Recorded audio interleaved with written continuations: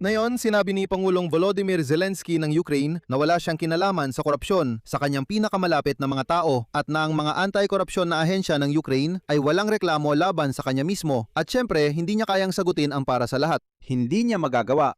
Ikinuwento niya na niloko siya ng dating ministro ng depensa na si Mikhail Fedorov at pinahiya pa siya sa Estados Unidos ng Amerika sa harap ni Donald Trump at gusto pa raw nitong agawin ang kapangyarihan at maging ministro ng digmaan. Ikinuwento niya na bago matapos ang taon, aabot na ang Ukraine sa parehong antas ng mga Ruso pagdating sa mga teritoryo at magkakaroon ng pagkakapantay-pantay kahit ano pa man ang ibig sabihin nito. At ikinuwento niya na ang eleksyon sa Ukraine na yon ay sisira sa bansa, kaya pagkatapos na lang ng digmaan ang eleksyon at sa kabuuan, hindi pa talaga matatapos ang digmaan na yon dahil wala ni isa sa mga kaalyado ang nagbibigay ng garantiya ng seguridad at hindi pa rin niya inalok sa kanya ang ganong opsyon. Paano nga ba gagawin ang eleksyon sa Ukraine? Sabi niya, wala ni isa sa mga partner na humiling ng eleksyon ang nagpaliwanag kung paano ito gagawin. Nagdao si Pangulong Zelensky ng isang closed-door na press conference para sa mga medyang pabor sa kanya at doon niya sinagot ang mga pinakamatitinding tanong sa off-the-record na format. Ibig sabihin, hindi ito nakarecord. Ngayon, tinitiyak ng mga medyang pabor sa kanya na nagtanong sila tungkol kay Fedorov at tungkol sa korupsyon at nasiyahan sila sa mga sagot. Pero ang mga mamamahayag na oposisyon ay nagsasabing palabas lang ito at naglalabas sila ng mga tanong bilang tugon. Paano naman ang presidente? Pwede bang hindi alam ng presidente ang tungkol sa korupsyon sa kanyang pinakamalapit na mga tao? At paano niya hindi malalaman na ang opisina ng presidente ay nakikipag-ugnayan halimbawa kay Timur Mindich na sangkot sa iskandalo na mula sa Israel ay nagbibigay ng mga utos? Sa madaling salita, pag-aralan at talakayin natin ngayon ang pinakahuling pahayag ng presidente ng Ukraine na si Volodymyr Zelensky na inilahad mismo sa saradong press conference na ito. Ang pangalan ko ay Alexei Pechi.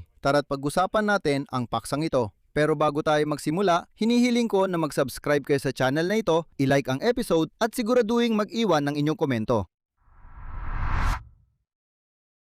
Paya ang presidente ng Ukraine na si Volodymyr Zelensky matapos ang mga panawagan na magsagawa ng press conference kasama ang mga Ukrainian na mamamahayag at matapos pang subukang magrehistro ng petisyon sa website ng opisina ng presidente na sa hindi malamang dahilan ay hindi nirehistro. At matapos ang mga panawagan na dapat sagutin ni Zelensky ang mga may init na tanong tungkol sa korupsyon at mga pagbabago sa gobyerno, dahil ang pananahimik ng Bankova ay nagsimula ng maging nakakabini, sa wakas ay nagsagawa rin si Zelensky ng ganong press conference, ngunit hindi ito sa harap ng kamera. At hindi rin ito para maitala at para lamang ito sa piling mga tapat na mamamahayag. Gayunpaman, ang tungkulin ko dito ay hindi upang husgahan ang mismong format, kundi upang suriin kung ano ang mga nabanggit sa press conference ng presidente ng Ukraine.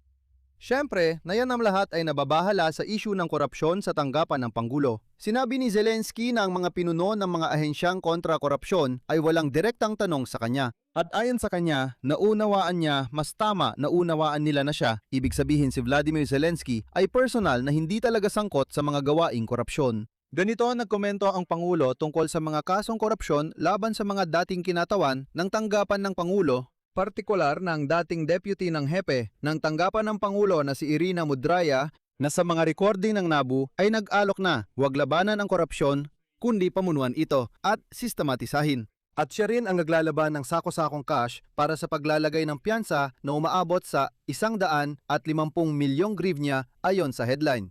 Para kay dating Ministro Chernyshev, at ayon kay Vladimir Zelensky, wala siyang anumang karagdagang impormasyon tungkol sa mga kasong ito na wala pa sa pampublikong kaalaman. Parang wala siyang alam, wala siyang nakita, at wala siyang may dadagdag sa lahat ng ito. Narito ang pahayag ni Zelensky.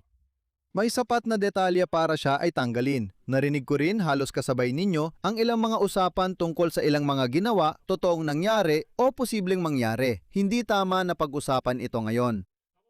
Sa tingin ko, sapat na ang mga nabanggit doon para matanggal ang deputy at isa pang tao sa departamento. Kung may lumabas pang karagdagang impormasyon, tutugon kami sa karagdagang impormasyon. Patuloy na nagtatrabaho ng independyente ang mga anti-korupsyon na ahensya. Gumagawa sila ng ilang hakbang at kami ay tumutugon sa mga hakbang na iyon. Kung ito ay isang ministro at may dahilan para tanggalin siya, dapat siyang tanggalin. Kung may mga hindi malinaw na bagay, kailangan nating hintayin ang karagdagang detalye at ang hatol ng korte. Sinabi rin ni Pangulong Zelensky na walang anumang reklamo laban sa kanya ng personal ang mga pinuno ng mga anti-korupsyon na ahensya. At sa hindi malamang dahilan, sigurado siya na wala talaga silang pinaghihinalaan sa kanya. Narito ang kanyang sinabi. Alam nila ng mabuti na hindi ako gumagawa ng ganoong mga bagay at mahalaga ito para sa akin. Sa kabuuan, yun na ang naging sagot niya sa buong iskandalo ng korupsyon na yumanig sa buong Ukraine. At hanggang ngayon, gumugulo pa rin ito. Simula pa kay Mindich, pagkatapos kay Ermak, pagkatapos kay Chernyshov, at ngayon naman kay Mudraya. At parang palapit na ng palapit ang lahat ng ito sa opisina ng presidente. Diretso na talaga itong nakapasok doon. Pero sabi ni Zelensky, wala akong alam, wala akong nakita, at ang NABU at SAP, sigurado ang presidente, wala silang reklamo laban sa kanya. Ang buong diwa ng sagot ni Zelensky sa tingin ko ay nauwi sa isang pangungusap. Wala akong alam, wala akong kasalanan. At nang malaman ko, agad kong tinanggal ang mga tao. Pero may mga tanong pa ring nananatiling bukas. Talaga bang hindi alam ni Zelensky na ang matataas na opisyal ng kanyang opisina ay nangongolekta ng maruming pera para sa piyansa ng dating ministro? O baka naman hindi talaga alam ni Pangulong Zelensky at hanggang ngayon ay hindi niya alam na ayon sa datos ng NABU, ang matataas na opisyal mismo ng kanyang opisina, ibig sabihin opisina ng Pangulo, ay patuloy na nakikipag-ugnayan kay Timur Mindich na sangkot sa iskandalo. O baka naman si Zelensky ay walang natutunan. Matapos mahuli rin ang dati niyang hepe ng opisina na si Andrei Ermak sa hinala ng korupsyon, medyo kakaiba talaga ang lahat na nito. Nagkomento rin si Zelensky tungkol sa issue ng eleksyon at sinabi niyang ang pagsasagawa ng eleksyon sa gitna ng malawakang digmaan ay may malaking panganib at maaaring magdulot ng pagkakabaha-bahagi sa lipunan.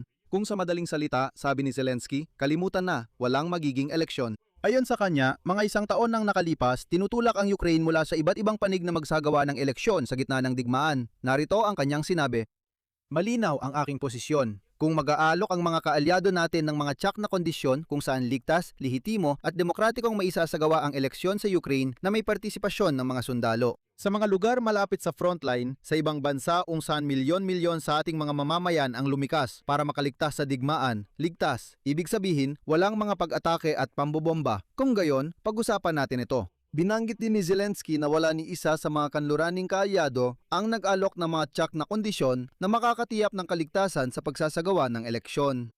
Mayroon akong isang simpleng tanong dito. Bakit na ba? Bakit kailangang isipin ng mga kaalyado kung paano gagawin ang eleksyon sa Ukraine? At bakit nga ba ang mga kaalyado ang dapat magbigay ng mga opsyon? Ganito ang tunog ng mismong retorika. Sabi ni Zelensky, oo, may mga nagmungkahi na magdaos ng eleksyon. Pero sinabi ko, sige, magmungkahi nga kayo kung paano. At ngayong hindi nakapagbigay ng suhestyon ang mga kaalyado kung paano, sinabi niya, edi walang eleksyon. Tanong, ang mismong timba ng presidente ng Ukraine at ang parlamento ay naisip man lang kung paano ito maisa sa katuparan. May mga tanong ba? Nagkaroon ba ng diskusyon? May mga naging plano ba na basehan natin para masabi nating hindi talaga posible? Yon, pinag-aralan na namin ang iba't ibang mga senaryo. May mga hiwalay na crisis teams na gumagawa ng mga senaryo, tinatansa ang posibilidad, kinukwenta ang mga panganib at iba pa. At sa huli, sinasabi nila, pakinggan ninyo, nagsagawa kami ng malawakang pag-aaral at napagpasyahan namin na hindi talaga posible. Mawawala sana ng tuluyan ang tanong na yan sa isip ng publiko. Dito, kailangan nating maintindihan na alam ng lahat na delikado ang magsagawa ng eleksyon. Pero hindi ginawa ang trabahong yon. At sa huli, nagbigay si Zelensky ng malinaw na sagot. Ayaw niya talaga ng anumang eleksyon. Iba ang layunin niya. Heto ang kanyang sinabi. Naniniwala ako na sa ganitong kalagayan ng digmaan, ang eleksyon ay malaking panganib. Ang eleksyon sa ngayon ay parang tsunami para sa estado at hahati sa Ukraine. Kaya ang aking estratehiya ay dalhin ang bansa hanggang sa matapos ang digmaan at mapanatili ang isang malaya at soberanong estado. At ginagawa ko yon. Ibang usapan ito. Ito ay tungkol sa pagtutunggali kay dating ministro ng Depensa, Mikhail Fedorov. Oo, pagtutunggali talaga. Ikinuwento ni Pangulong Zelensky na matapos tanggalin si Fedorov mula sa kagawaran ng tanggulan, 4 na beses niyang inalok ito ng iba't ibang posisyon para magpatuloy sa pagtatrabaho sa kanilang grupo, ngunit tumanggi ito. CP. Karaniwan, hindi ako nakikipagkita sa mga tao ng 4 na beses para alukin sila ng trabaho dahil naniniwala akong hindi ito konstruktibo. Sa pagkakataong ito, ginawa ko iyon dahil sa maganda at matagal naming samahan.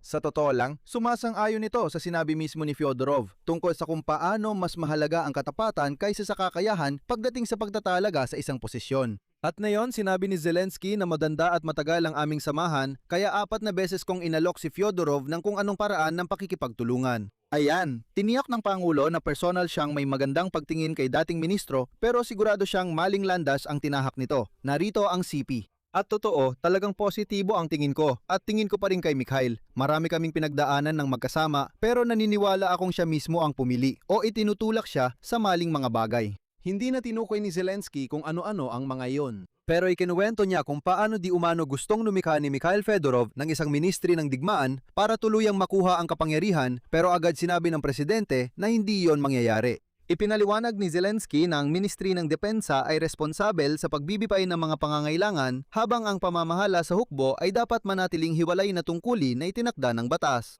Ayon sa kanya, matapos ang unang pag-uusap, sumagot si Fedorov na narinig niya ang presidente, ngunit kalaunan ay sinubukan pa rin niyang makamit ang parehong layunin sa hindi tuwirang paraan. Narito ang sipi mula kay Zelensky. Tinawagan ko siya nung simula pa lang at sinabi ko, Ministeryo ng Digmaan, kapag walang punong komandante at ang hepe ng General Staff ay halos nasa ilalim mo, kalimutan mo na ang presentasyong yan. May ganoong presentasyon tungkol sa Ministeryo ng Digmaan. Sumagot siya, narinig ko kayo. Gayunpaman, kalaunan ay nagsimulang maghanap si Fedorov ng ibang paraan para makamit ang parehong layunin. Ibig sabihin, sinasabi ni Zelensky na di umano'y si Mikhail Fedorov ay sa isang punto ay nagpasya na kontrolin ng buo ang buong pamunuan ng hukbo, epektibong alisin ang posisyon ng punong komandante at sundan ang halimbawa ng Pentagon sa Estados Unidos ng Amerika. Magtatag ng Ministeryo ng Digmaan kung saan may ministro ng digmaan at nasa ilalim niya ang buong pamunuan ng hukbo. At walang punong komandante, may hepe na lang ng General Staff at wala nang iba pa. Ibig sabihin, ibang-iba ang estruktura nito. At ayon kay Zelensky, sinubukan ni Fedorov na buuin ang ganitong estruktura para sa sarili niya. Hiwalay na pinuna ng presidente ang mga aksyon ng punong komandante ng sandatang lakas ng Ukraine, si Alexander Syrskyi. Ayon kay Zelensky, si Syrskyi ay tumutugon lamang sa mga inisyatibo ng Ministeryo ng Depensa sa sarili niyang burokrasya at tinawag ng presidente na mali ang ganitong reaksyon. Sa isa pang pag-uusap ayon kay Zelensky, iminungkahi ni Fedorov na tanggalin ng diretsahan ang dalawa. Sabi niya, sige, kung sa tingin ninyo hindi kami magkakasundo, sabay na kaming dalawa, ako at siya. Sumagot ang presidente na ang mga desisyon sa tauhan ay magiging sunod-sunod. Sa panahon ng digmaan, hindi niya sabay natatanggalin sa isang araw ang ministro ng depensa at ang punong komandante ng sandatahang lakas ng Ukraine. Bukod pa rito, ikinuwento ni Zelensky na di umano'y tiniyak sa kanya ni Fedorov na pumayag na si Elon Musk na payagan ng Ukraine na gamitin ang mga sistema ng Starlink sa ibabaw ng Russia at kailangan na lang makuha ang pahintulot mula kay Donald Trump. Ngunit ayon kay Zelensky, nang tanungin niya si Trump tungkol dito, ayon sa kanya, lumabas na hindi naman talaga nagbigay ng pahintulot si Elon Musk at di umano'y niloko siya ni Fedorov kaya napahiya siya sa harap ng Amerikanong presidente. Alam mo, personal nitong ipinaalala sa akin ang isa pang press conference sa format na Off the Off-Rec noong Nobyembre 2023. Ito ay bago ko ginawa ang aking desisyon noong nasa Kiev pa ako at dumadalo sa mga ganitong event. Noon, sinabi ni Zelensky sa mga mamamahayag sa parehong format gaya ng press conference ngayon na ito ay isang closed format. Nasa pagkabigo ng kontraopensiba noong 2023, si Valery Zaluzhny ang personal na may kasalanan dahil ayon sa kanya, mali ang pagkalkula nito kung gaano karaming armored vehicles ang kailangan para sa opensiba. Sabi nga, si Zelensky at ang opisina ng Pangulo ay may sariling pananaw kung gaano karaming kagamitan ang kailangan at kung saan ito dapat ipadala. Samantalang si Zaluzhny ay may ibang pananaw at nagkamali si Zaluzhny kaya siya ang may kasalanan. Medyo kakaiba ang tunog nito, pero makalipas ang halos 3 buwan, gaya ng natatandaan ninyo, pinatalsik ni Zelensky si Zaluzhny at ginawa siyang embahador sa Britanya. At ang huling detalye, sinabi ni Zelensky na sa pagtatapos ng 2026, umaasa ang Ukraine na makamit ang pagkakapantay-pantay sa pagitan ng lawak ng mga teritoryong sinakop ng Russia simula ngayong taon at ng mga teritoryong napalaya ng mga puwersa ng depensa ng Ukraine. Ayon sa Pangulo, mula sa simula ng 2026, sinakop ng mga tropang Ruso ang Dnipro, 900 at 70 na kilometrong parisukat ng teritoryo ng Ukraine. Sa parehong panahon, nabawi ng mga puwersa ng depensa ang kontrol sa 820 kilometrong parisukat. Totoo, hindi pa malinaw kung ito ba ay magtutulak sa Russia na makipag-usap. At sa huli, ayon kay Zelensky, hindi pa handa ang Russia na tapusin ang digmaan nang hindi hinihingi ang pag-alis ng Ukraine mula sa Donbas. Ayon sa Pangulo, ni ang Estados Unidos o Europa ay hindi pa kayang maggarantiya na hindi nalalampas pa ang Russia pagkatapos nito. Isa ito sa mga posibleng paraan ng negosasyon. Ang tigil putukan na pinag-uusapan kasama ang Estados Unidos at Europa ay sabayang pag-atras ng magkabilang panig at paglika ng buffer zone, isang malayang economic zone na pamamahalaan ng isang ikatlong partido. At sa huli, para sa akin, ang pinakamapanganib na pahayag ang narinig. Naniniwala si Vladimir Zelensky na ang pinakamalamang na pagkakataon para sa diplomatikong pagtatapos ng digmaan ay mula sa katapusan ng 2026 hanggang sa katapusan ng tag-init ng 2027. Paalala ko lang na ang mga ganitong pagkakataon ay lumalabas tuwing kalahating taon at tuwing kalahating taon ay naurong pa ng kalahating taon. Sa buong panahon ng malawakang digmaan, naririnig natin na matatapos ito sa katapusan ng taon. Tapos hindi. Tapos sinasabi na baka sa kalagitnaan o katapusan ng tag-init sigurado na. Tapos naurong na naman ito sa susunod na taon. At naniniwala ako na ito ay isang napakadelikadong estratehiya, isang napakanakapandulumong estratehiya. Bakit? Dahil pinapaniwala nito ang mga tao na malapit nang matapos ang digmaan at pagkatapos ay sobrang masakit ang kanilang pagkadismaya. Tingnan ninyo kung ano ang nangyayari. At ganito ang nangyayari bawat 6 na buwan. Ibig sabihin, sinasabi ni Zelensky, ang susunod na pagkakataon para matapos ang digmaan ay mula sa katapusan ng 2026 hanggang sa katapusan ng tag-init ng 2027. At nagsisimula ng iayon ng mga tao ang kanilang buhay Sa pag-asang matutupad ang mga prediksyon na ito, nagsisimula silang iakma ang kanilang buhay na sa pagtatapos ng tag-init ng 2027, siguradong matatapos na ang lahat.